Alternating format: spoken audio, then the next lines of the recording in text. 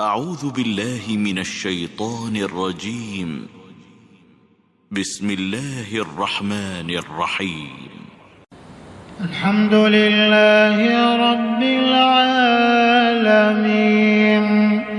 الرحمن الرحيم مالك يوم الدين إياك نعبد وإياك نستعين اهدنا الصراط المستقيم صراط الذين أنعمت عليهم غير المغضوب عليهم ولا الضالين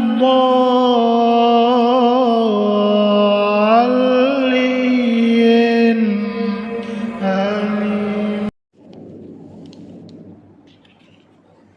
السلام عليكم ورحمة الله تعالى وبركاته. أعوذ بالله من الشيطان الرجيم. بسم الله الرحمن الرحيم. الحمد لله رب العالمين. اللهم صل على سيدنا محمد عدد ما في علم الله صلاة دائمة بدوام ملك الله.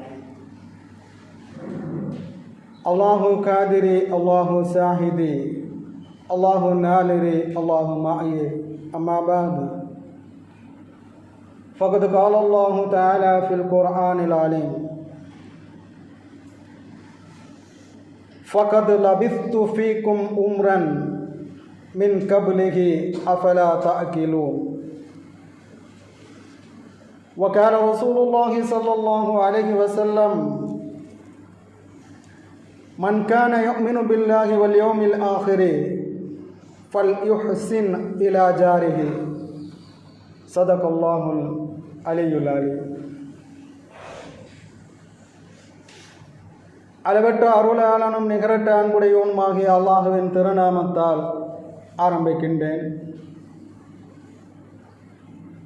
அருமையானவர்களே, நாம் எல்லாம் புனிதமான தினம் ஜும்மாவுடைய தினத்திலே அல்லாஹுடைய கட்டளையை நிறைவு செய்வதற்காக வேண்டி அல்லாஹுடைய ஆலயத்திலே ஒன்று கூடியிருக்கின்றோம். அல்லாஹு தஆலா கபூல் செய்வானாக.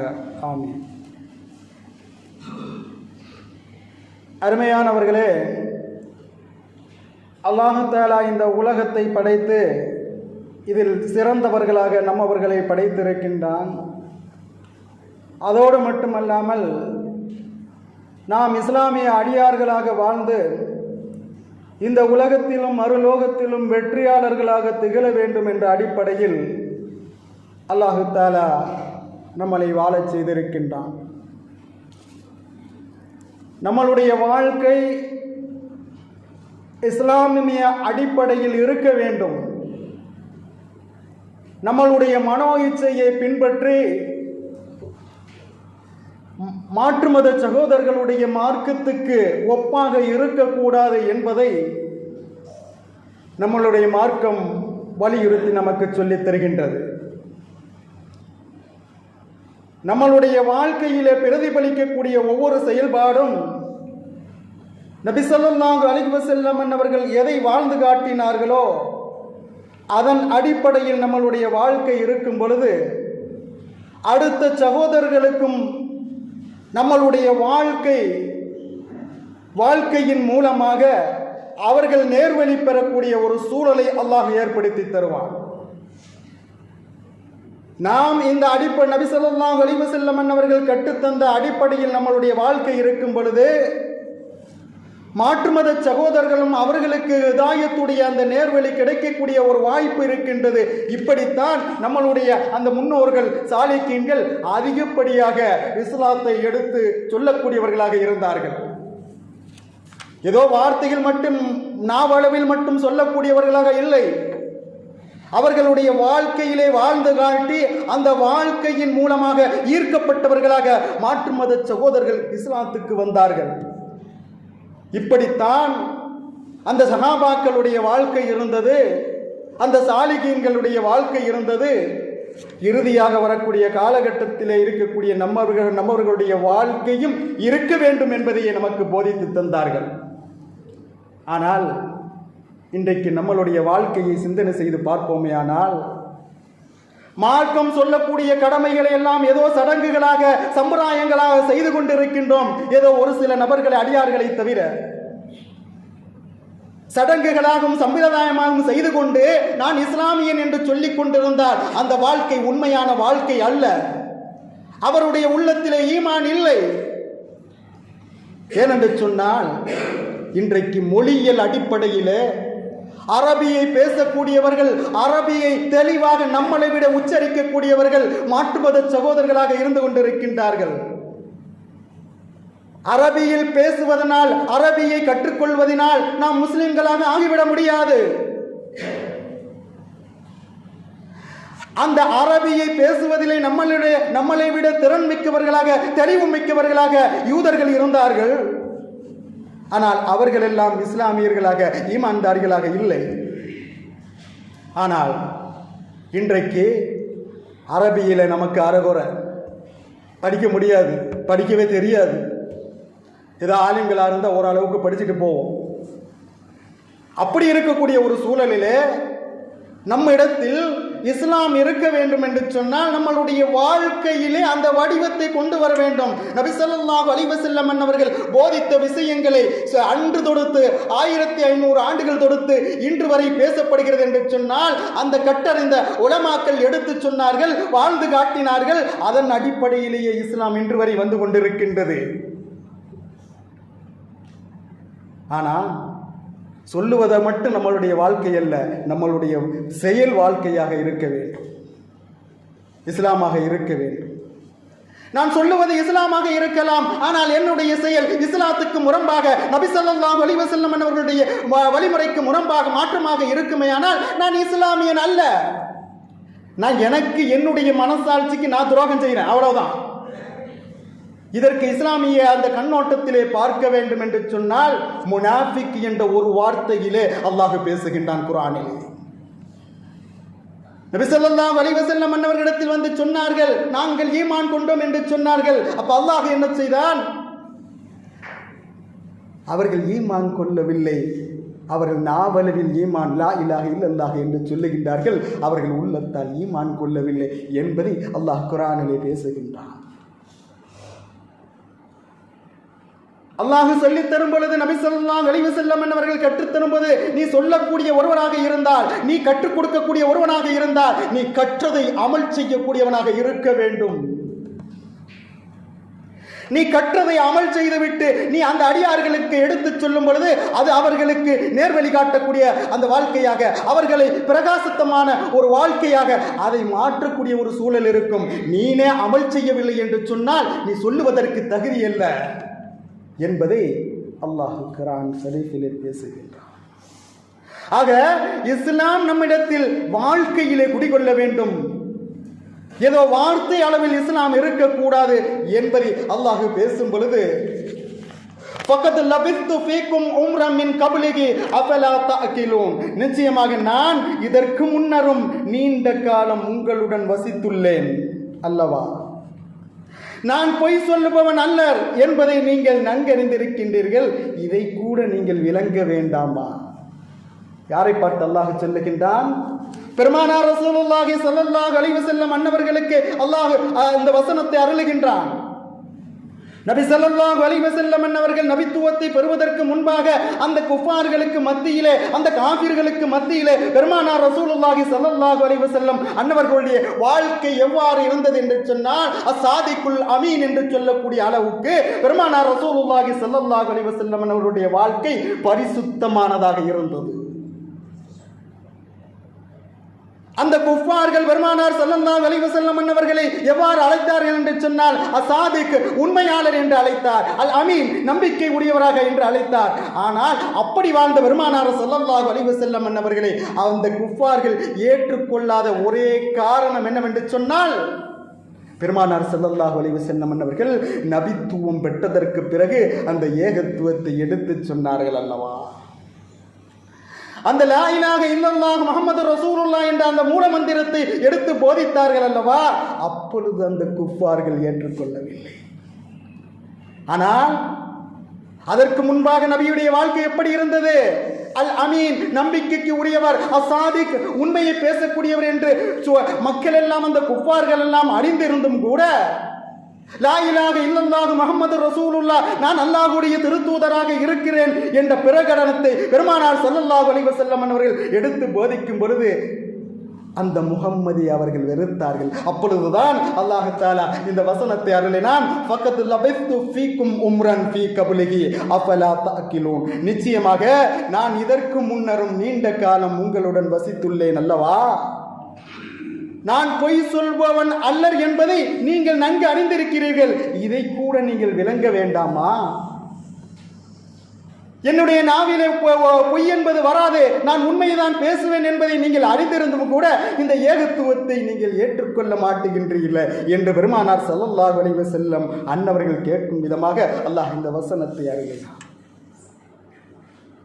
அருமையான பெரியோர்களே, சகோதரர்களே, இஸ்லாம் என்பது வாழ்க்கை மாடல், வாழ்க்கையிலே பிரதிபலிக்கக்கூடிய எதை சடங்கு சம்பிரதாயம் இல்லை.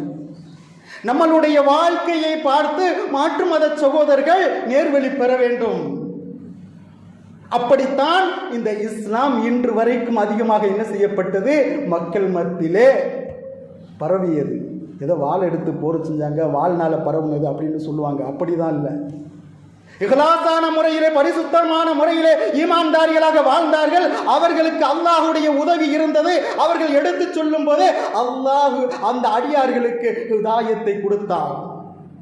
இன்றைக்கு நம்ம உள்ளம் பரிசுத்தமற்றதாக அழுக்கு குப்பையை நிறைத்துக் கொண்டு நம்மளுடைய வாழ்க்கையை வைத்துக் கொண்டு ஈமான்தாரி என்று பேசுகிறேன் என்று சொன்னால் நம்மளை விட அறிவீனவாறு யார் இருக்கா? நபி ஸல்லல்லாஹு அலைஹி வஸல்லம் அவர்கள் அந்த ஈமானை அதிகப்படுத்தினார்கள், அந்த ஈமானை உறுதிப்படுத்தினார்கள், அவர்களுடைய உள்ளத்தை பரிசுத்தப்படுத்தினார்கள். இன்றைக்கு நாம் பள்ளியிலே வந்து அதான் சொல்லப்பட்டது, தொழுகைக்கு எத்தனை சகோதரர்கள் வந்து நிற்கின்றோம், அந்த தொழுகையிலே எப்படி நிற்க வேண்டும் என்பதை எத்தனை சகோதரர்கள் அறிந்து வைத்திருக்கின்றோம்? எதை கண்டதை காட்சி கொண்டதை கோலம் என்று சொல்லி தொழுகைக்கு சொல்லப்பட்ட அந்த சட்டங்களை எல்லாம் இமாம்களும் நமக்கு அந்த சாலிஹீன்களும் சொல்லித் தந்த அந்த ருக்குன்களை எல்லாம் இன்றைக்கு புறக்கணித்து விட்டு, அந்த சுன்னத்துக்களை எல்லாம் புறக்கணித்து விட்டு இன்றைக்கு நம்மளுடைய வாழ்க்கை நவீன உலக வாழ்க்கையாக இருக்கிறது என்று சொன்னால் இது யாருடைய வாழ்க்கை? நபி ஸல்லல்லாஹு அலைஹி வஸல்லம் அவர்கள் தொப்பி அணிவதை சுன்னத்தாக ஆக்கி தந்தார்கள், தாடி வைப்பதை சுன்னத்தாக ஆக்கி தந்தார்கள். பெருமானார் ரசூலுல்லாஹி ஸல்லல்லாஹு அலைஹி வஸல்லம் ஆடைகளை நீங்கள் ஆண்களாக இருந்தால் டைட்டாக அணியாதீர்கள் என்பதை கற்றுத் தந்தார்கள். இந்த நிலைமைகள் தான் இன்றைக்கு நம்மளுடைய வாழ்க்கையில இருக்கின்றதா? ஒரு அவல நிலைமை என்ன தெரியுமா? சிட்டிகளில் நம்ம பார்க்கும்போது மாதல்லா நம்ம ஊர்ல எல்லாம் பாதுகாத்து வச்சிருக்காங்க. சிட்டிகளில் போய் நம்ம தொழுகையில் பள்ளிவாசலுக்கு போயிட்டோம்டா சில சகோதரர்கள் என்ன செய்கிறாங்க, அந்த ஜீன்ஸு அது இதுன்னு மாட்டிக்கிட்டு வந்து நிற்கிறாங்க.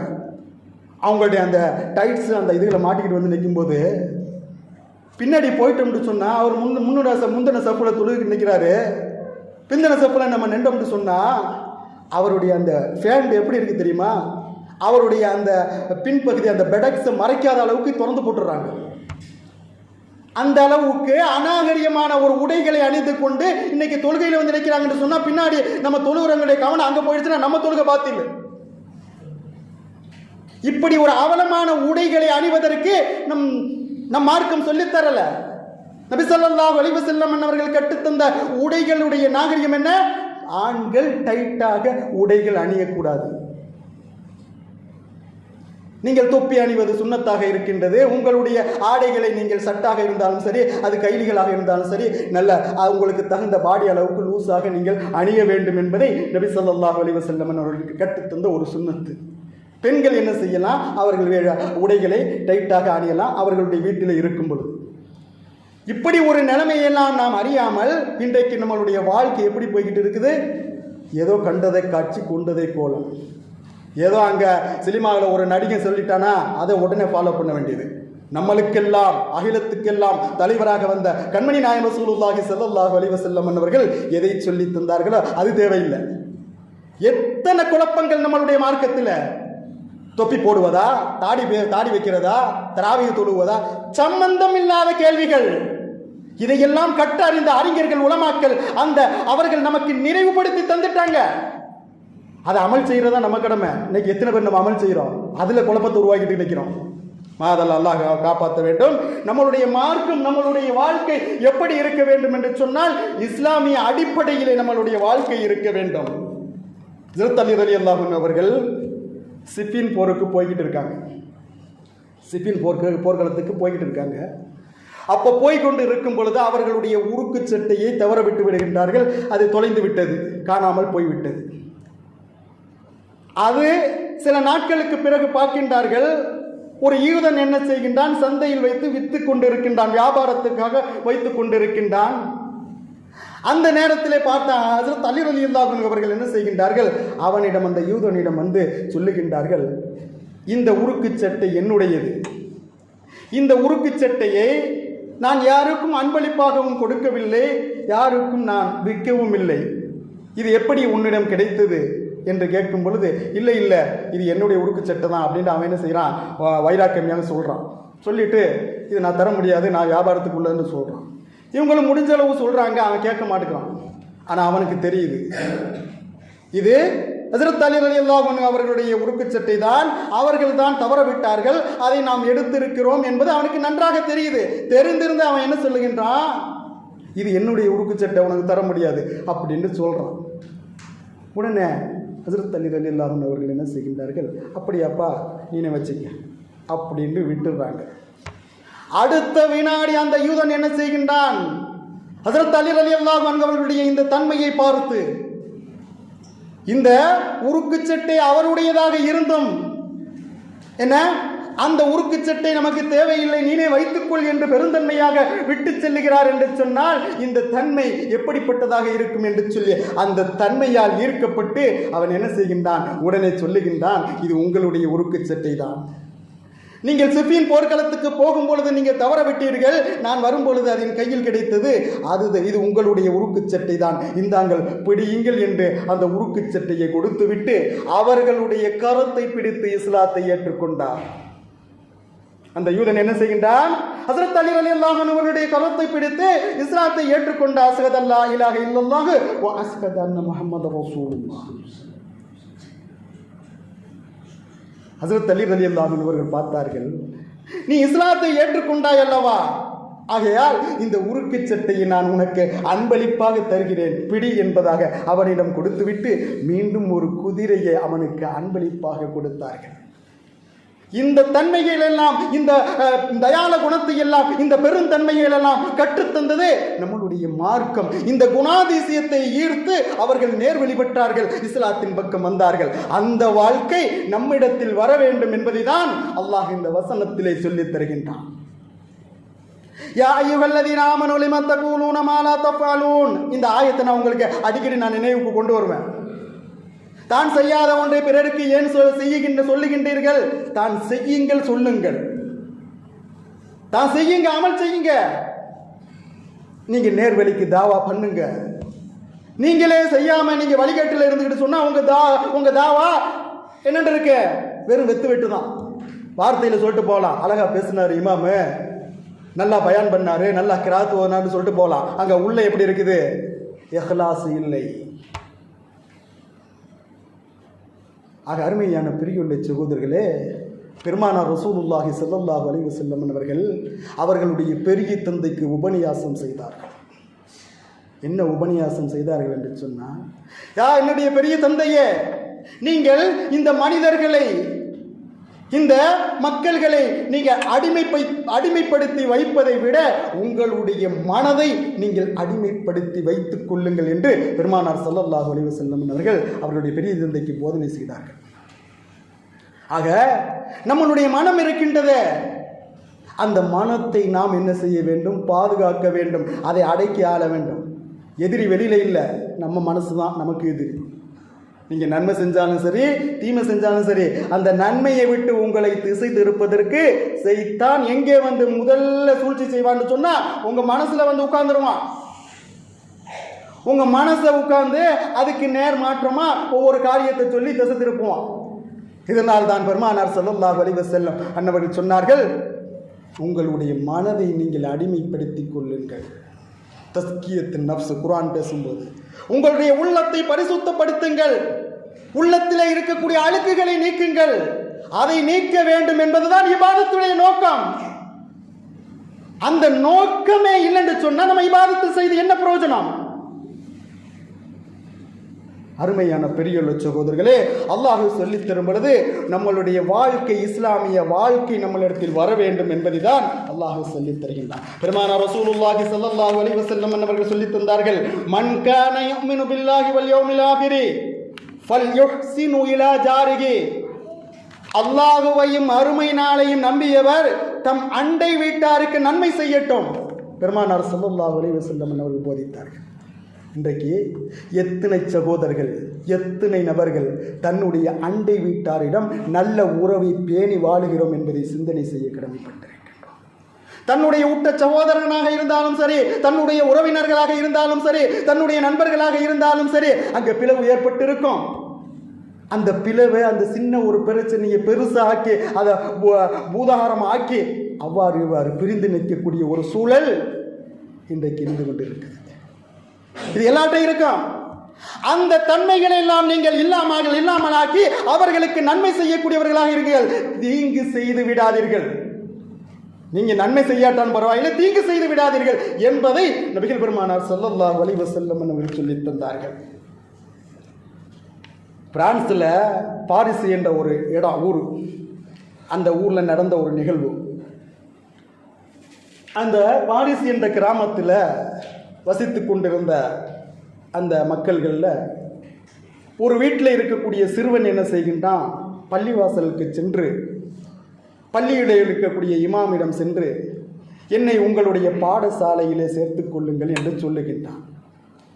அந்த இமாம் கேட்கின்றார், உன்னுடைய அம்மா எங்கே என்று கேட்கும் பொழுது, என் அம்மா இருக்கிறார், அவர் வெளியிலே நிற்கின்றார்.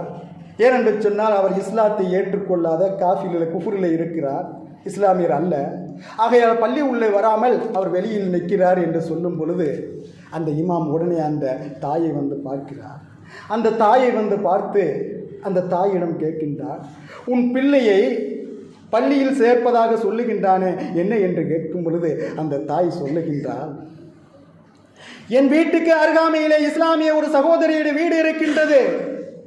அந்த வீட்டில் இருக்கக்கூடிய பிள்ளைகள் அதிகாலை அந்த ஃபஜ்ருடைய நேரத்தில் எழுந்திருத்து உங்களுடைய பாடசாலைக்கு வருகின்றார்கள். அந்த பிள்ளைகள் வரும் பொழுது அவர்களுடைய தாயுடைய கரத்தை பிடித்து முத்தம் விட்டு அவர்கள் அங்கே வருகின்றார்கள். அங்கே பாடம் படிக்கின்றார்கள். அந்த சகோதரியுடைய வீடை பார்க்கும் பொழுது எந்த நேரமும் சந்தோஷமாக இருந்து கொண்டிருக்கிறார்.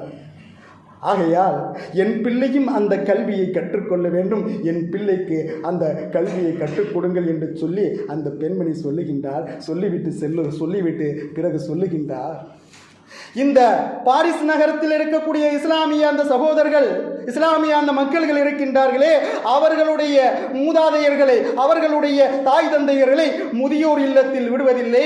அதுபோன்று என் பிள்ளையும் என்னை பார்த்து கொள்வான் அல்லவா, ஆகையால் என் பிள்ளைக்கு உங்களுடைய கல்வியை, அந்த மார்க்கத்தை கற்றுக் கொடுங்கள் என்று சொல்லி அந்த பெண்மணி, ஈமான் இல்லாத பெண்மணி சொல்லுகிறார் என்று சொன்னால், அந்த பக்கத்து வீட்டு அந்த சகோதரியுடைய அந்த ஈமானால், அந்த செயலால் ஈர்க்கப்பட்டு அந்த சகோதரி இந்த நேர்வழியை அடைவதற்கு உள்ள ஒரு வாய்ப்பு கிடைக்கின்றது. இதே போன்று நம்மளுடைய வாழ்க்கையில நபி ஸல்லல்லாஹு அலைஹி வஸல்லம் அவர்களுடைய அந்த கற்றுத்தந்த அந்த வழிமுறைகளை எடுத்து நடத்தும் பொழுது நம்மளுடைய மாட்டு சகோதரர்களும் நேர்வழி பெறக்கூடியவர்களாக, அவர்களுக்கும் ஹிதாயத்து கிடைக்கக்கூடியதாக இருக்கும் என்பதை நாம் புரிந்து கொள்ள வேண்டும். ஆக அருமையான பிரியுள்ள சகோதரர்களே, நபி ஸல்லல்லாஹு அலைஹி வஸல்லம் அவர்கள் எதை கற்றுத்தந்தார்களோ, அல்லாஹ் நமக்கு எதை வலியுறுத்தி சொல்லி தந்தானோ அதன் அடிப்படையில் நம்மளுடைய வாழ்க்கை அமையும் பொழுது நாம் இந்த உலகத்திலும் மறுலோகத்திலும் வெற்றியாளர்களாக திகழ்வோம் என்பதை சந்தேகமில்லை.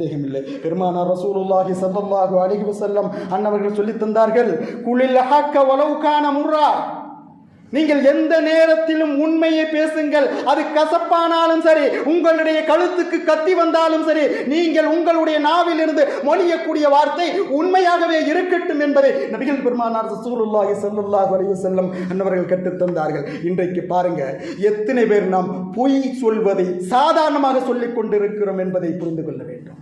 நம்மளுடைய மனசாட்சிக்கு மாற்றமாக வார்த்தைகளை நாம் சொல்லுகின்றோம், அதுவும் பொய் தான்.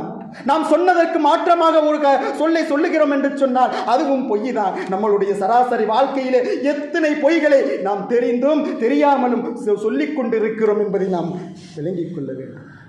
ஆக இதுவெல்லாம் நம்மளுடைய இஸ்லாம் கட்டுத்தரவில்லை. பெருமானார் ரசூலுல்லாஹி ஸல்லல்லாஹு அலைஹி வஸல்லம் அவர்கள் சொல்லித் தரும் பொழுது அல் கிதுபு யாக்குலுல் ஈமான், பொய் இருக்கின்றதே அது ஈமானை தின்றுவிடும் என்று சொன்னார்கள் பெருமானார் ரசூலுல்லாஹி ஸல்லல்லாஹு அலைஹி வஸல்லம்.